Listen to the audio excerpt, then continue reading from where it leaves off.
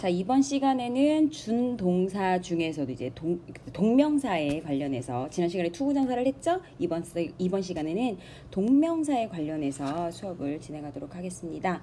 동명사의 경우에는 이제 동명사라는 거는 준동사의 일부인데 아까 우리 앞서서 얘기했었던 투부정사처럼 동사 원형에서 변화 형태를 말하는 거예요. 투부정사 같은 경우는 동사 원형에 to가 붙었고 동명사 같은 경우에는 동사 원형에 ing 형태를 붙여놓는 걸 우리는 동명사라고 합니다. 자, 그럼 동명사의 형태와 역할이 어떤지 한번 알아보도록 할 텐데요.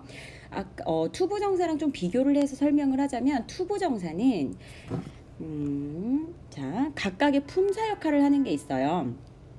투부정사의 경우는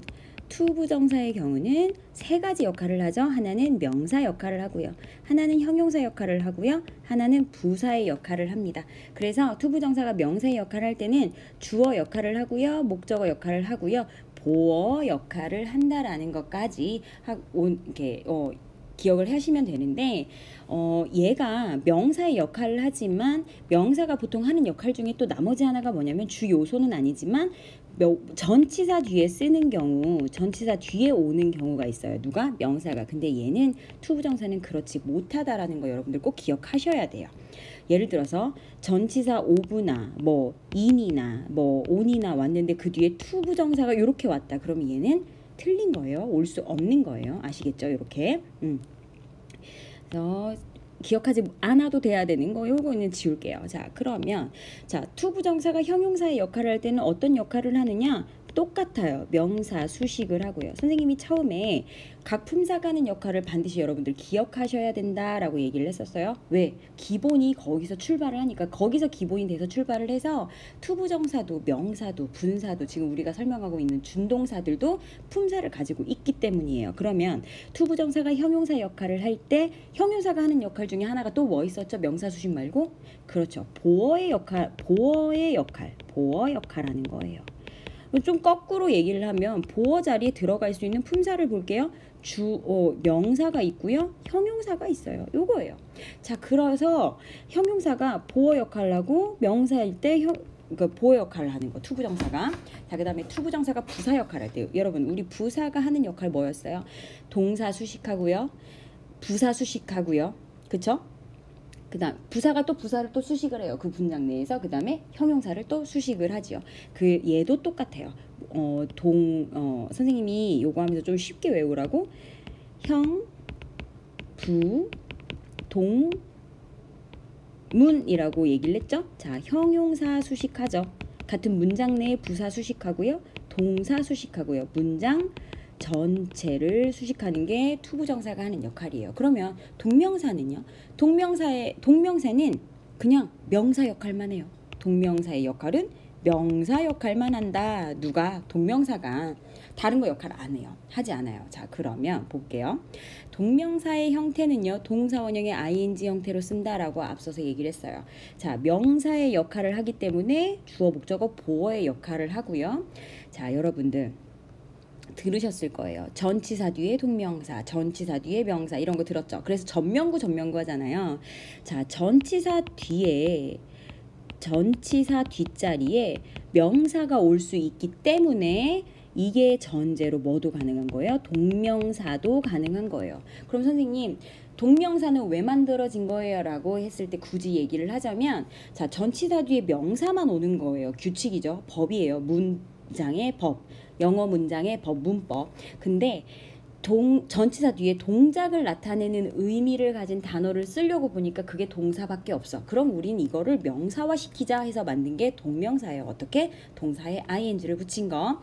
자, 가겠습니다. 무슨 역할 한다고 했어요? 기억하세요. 주어 역할, 목적어 역할, 보어 역할을 한다라는 게 핵심이에요. 먼저 주어 역할하는 걸 볼게요. learning, 달리다라는 learn에서 명사 역할을 해서 주어 자리에 썼으니까 명사처럼 해석을 하면 돼요. 어떻게? 달리는 것, 달리기 이렇게 해석을 하면 됩니다. 그러면 달리는 것은 내가 가장 좋아하는 활동이야. 달리기는 내가 제일 좋아하는 활동이야. 그래서 정확하게 주어 자리에 왔고요. 자, 보어 자리에 온다 그랬어요.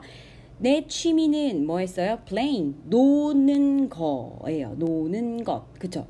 play, 놀다, 하다. 그쵸? 요런 표현인데 보어 자리에 쓰기 위해서 뭘로 바꿨어? 동명사로 바꿨어요. 그럼 명사처럼 해석해주면 되는 거예요. 노는 것, 바이올린을 켜는 것 이렇게 해석을 해주면 되겠죠. 동사지만 명사처럼 해석해주면 되는 거예요. 자, 그 다음에 I enjoy chatting이에요. enjoy가 뭐예요? 타동사죠. 무엇을 즐기다. 그래서 ing를 목적으로 취하는 대표 동사 중에 하나인데 요거는 그 다음 챕터에서 설명을 하도록 하고요. 자, 수다 떠는 것이다 라고 얘기를 했어요. 누구와 내 친구들과 수다 떠는 것이 뭐다? enjoy, 즐기는 거다. 나는 그걸 즐긴다 라는 뜻의 동사죠. 그래서 이렇게 문장이 만들어졌고요. I am interested in listening이에요. listen이라는 동사에 ing가 붙어서 명사 역할을 하기 때문에 저지사 뒤에 올 수 있는 거죠. 자, every morning이에요. 모든 아침, 매일 아침에, 모든 일에 매일 아침에, 그쵸, 부사예요. You can watch me learning인데, 자, 얘는요 뭐라고 돼 있어요? 현재 분사라고 돼 있죠. 내가 뛰어요. 내가 달리기예요. 달리기가 아니라 뛰는 거죠. 뛰는 상태를 설명하는 거기 때문에 얘는 동명사가 아니라 현재 분사예요. 왜? 얘의 상태를 설명해 주는 거니까. 그쵸? 만약에 얘가 동명사라고 한다면 내가 달리기인 거예요. 달리기가 나은 거고. 정체성이 이상이 올 수 있는 거죠. 요렇게 쓰인다라는 거 잘 기억하시고요. 의미상의 주어 굉장히 많이 나와요. 우리 앞서서 투부정사 했었죠? 투부정사의 의미상의 주어 뭐예요? for 목적격, of 목적격이에요. 비동사 뒤에 이제 사람의 성격을 나타내는 그런 형용사가 왔을 때는 of 목적격 투부정사를 쓰는데 그렇지 않은 경우에는 대부분 for 목적격을 쓴다라고 얘기를 했죠. 그런데 동명사의 경우는요. 소유격을 대부분 써요. 간혹 목적격을 쓸 때가 있죠. 자, 읽어보시면 나오겠지만 자, 소유격이나 목적격을 형태로 동명사 앞에 쓰인다. 누가? 의미상의 주어. 누구의? 동명사의 의미상의 주어가 소유격이나 목적격의 형태로 쓰인다라고 했거든요. 여러분, 의미상의 주어도 주어인 거예요. 근데 그 의미상의 주어라는 건 그러니까 의미적으로다가 문장의 진짜 주어고 동사고 이게 아니라 동명사라는 거는 동작을 나타내는 그 의미의 그 단어가 그 단어의 그런 동작을 행하는 주체가 이 문장에 주어진 진짜 주어가 아닐 때, 주어랑 다를 때 쓰는 게 의미적으로 쓴다라고 해서 의미상의 주어라는 말이 붙은 거예요. 그러면 조금 더 이해를 쉽게 하기 위해서는 예문을 보고 하는 게 가장 좋겠죠. 자, 이 문장에 Would you mind my opening the window라고 했을 때, 자, me나 my를 쓰지 않은 상태에서 해볼게요. Would you mind opening the window? 이건 뭐예요? 너 괜찮겠어? 라고 물어보는 거예요. 너 꺼리지 않겠어? 뭘? 창문 열 건데 너 괜찮겠니? 라고 물어보는 건데 누가 열 거예요? 내가 열 거예요. 자, 이 문장의 주어는 누구예요? you예요. 그쵸? 진짜 주어는 you인데 실질적으로 누가 여는 거예요? 내가 여는 거니까 주체가 진짜 주어랑 이 행동을 하는 주어가 자, 얘가 주어고 동사는 얘죠. 꺼리는 주체는 얘예요. 그쵸? 근데 여는 행동을 하는 건 따로 있어. 그게 누구야? 말하고 있는 사람. 나. 그쵸? 그래서 뭘 써? 이렇게 my나 me를 쓰는 거예요. 그래서 의미상의 주어가 이런 식으로 쓰인다는 거예요. 그러면 해석이 어떻게 되느냐? 의미적으로 주어 역할을 하니까 주어처럼 해석을 할게요. 너 괜찮아? 내가 창문을 여는 거 너 괜찮아? 창문을 어떻게 했어요? 여는 것이라고 했죠? 근데 그 여는 것의 의미상인 주어 my나 me. 그쵸? 요렇게 해석을 하는 거예요. 이게 의미상의 주어가 하는 역할인 거죠. 왜? 진짜 이 문장에 주어진 문장에 진짜 주체가 이 동명사의 동작을 하는 주체랑 다를 때 쓰는 거. 그게 누구다? 의미상의 주어다. 투부정사일 때 누구? for 명사, of 명사. 동명사일 땐 누구? 소유격, 목적격. 자, 그러면 준동사 하나 또 있었어요. 누구였어요? 분사였죠? 걔는 주격이에요. 우리가 분사하면서 선생님이 자세하게 설명을 해드릴 수 있도록. 이미 선생님은 분사 구문이 문장 나올 때마다 설명을 해주긴 했어요. 그걸 기억하는 친구들이라면 조금 더 쉽게 이해를 할 수 있겠죠. 자, I'm afraid of her living alone이에요. her를 빼볼게요. 자, 지웠어요. her. 나는 두렵지.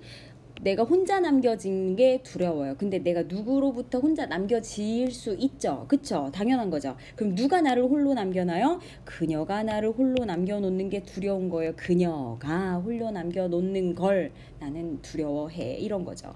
자, 그래서 마찬가지로 소유격 쓰인 거 확인할 수 있고요. I was angry. 나는 화가 났어요. 뭐 하는 거예요? Breaking a promise. 약속이 깨진 것에 화가 난 거예요. I was angry at breaking a promise. 약속이 깨진 것에 대해 화가 난 거야. 근데 그 약속을 누가 깼어요? 내가 깬 건 아니니까 화가 날 이유가 없죠. 상대가 있어요. 그게 누구예요? 이 동작을 한 게 누구예요? 그예요. his 혹은 him. 대부분 his를 많이 쓰니까 소유격에 여러분들이 취중해서 기억을 하면 되고요. 자, 요거 같은 경우는요. 마지막 she is proud of being a doctor인데 이거는요. 그녀가 의사가 된 게 자랑스러운 거예요. 그러면 동명사는 맞는데 자랑스러운 것도 그녀고 의사가 된 것도 그녀기 때문에 의미상의 주어 필요 없습니다. 아시겠죠? 자, 동명사의 부정형. 자, 투부정사의 부정은 우리 어떻게 했어요? 투부정사 앞에 not이나 never를 썼죠? 자, 동명사의 부정 not이나 never 또한 동명사 앞에 쓴다라고 해서 자, 전치사 뒤에 동명사 올 수 있어요. 그 앞에 not이 왔습니다. 자, he's never telling. he's telling. 그가 말하는 거예요. 근데 어쨌거나 그가 말하는 거라고 붙여줘야 될 것 같지만 동명사 앞에 오는 게 규칙이기 때문에 이렇게 never를 썼다라는 거 기억하시고요.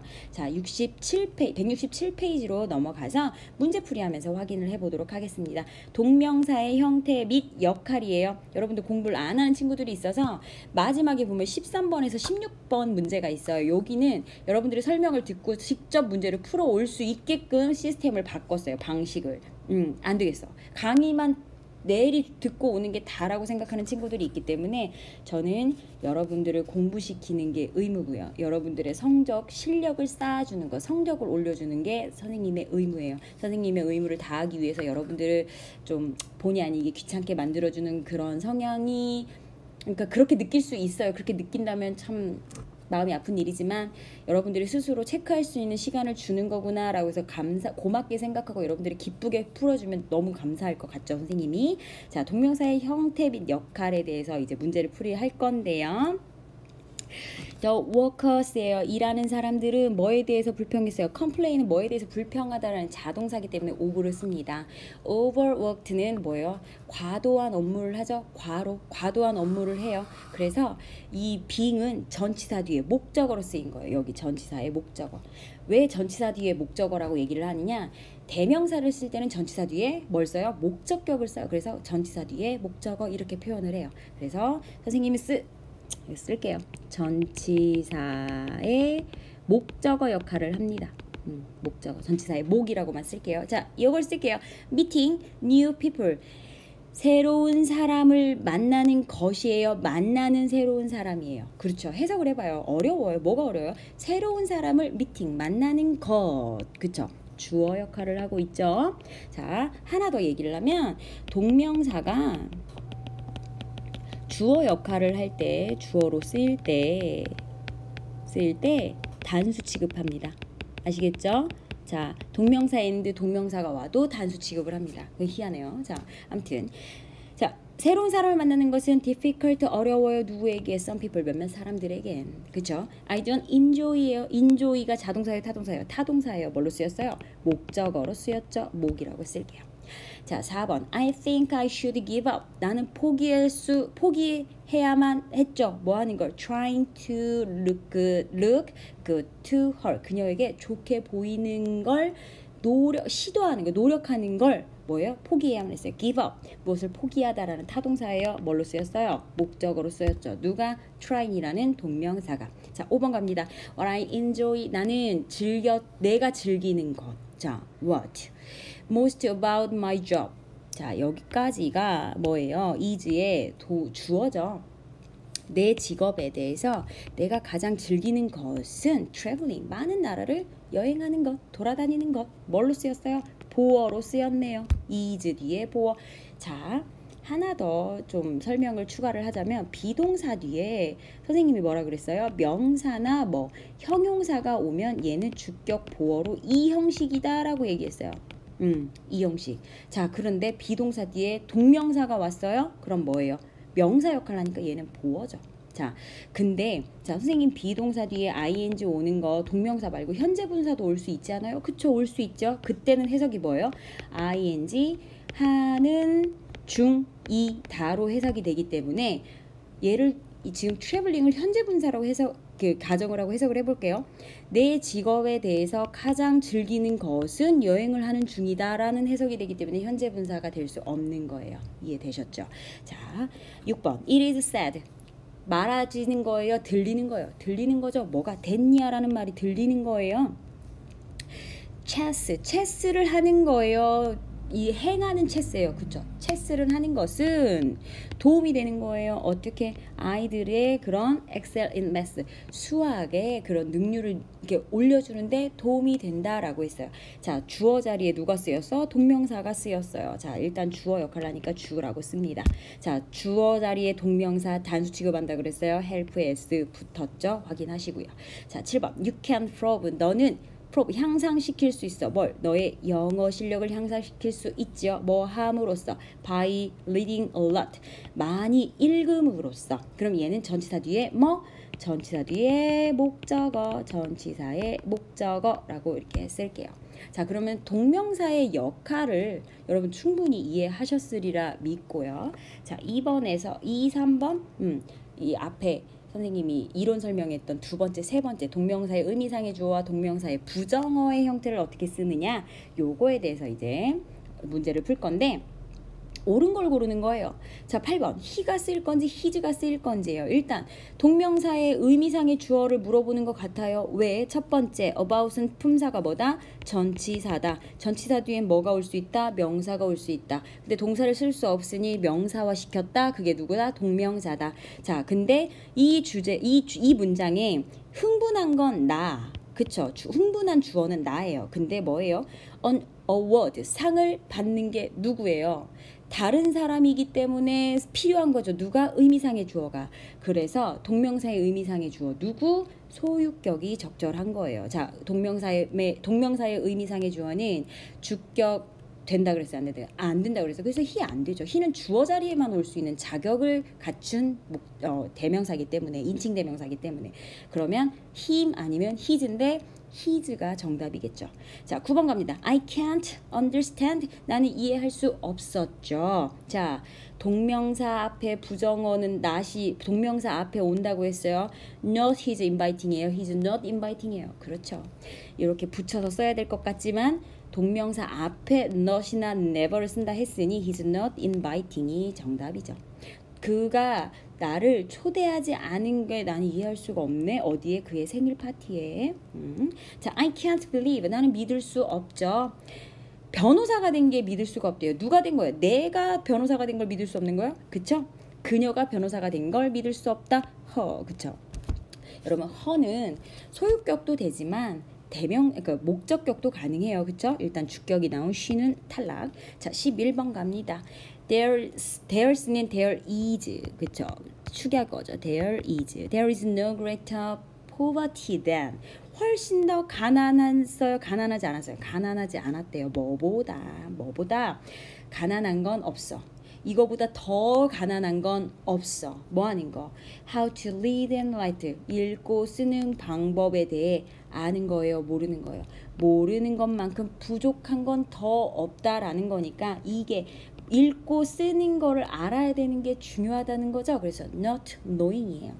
자, number 12 갈게요. He is tired. 그는 피곤했죠. 뭐해서? 질문을 물어보는 것에 대해서 피곤했어요. 그러면 그가 스스로 질문을 하는 게 피곤할까요?